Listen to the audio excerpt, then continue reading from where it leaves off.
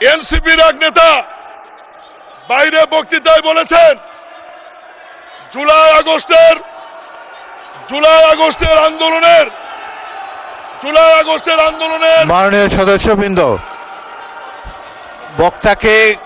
বক্তার বক্তব্যে কোনো বাধা দেবেন না।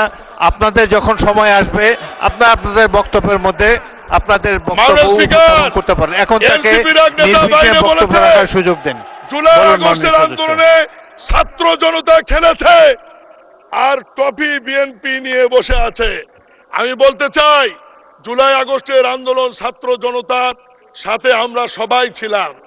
ট্রফি আমরা কারো কাছে নিতে যাইনি।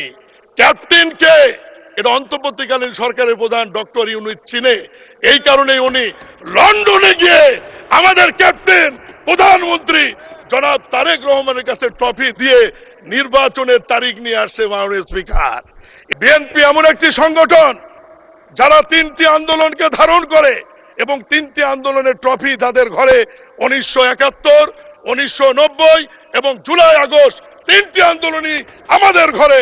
এরকম ট্রফি অন্য কোন রাজনৈতিক দল বাংলাদেশের ইতিহাসে দেখাতে পারবে না। মাননীয় স্পিকার।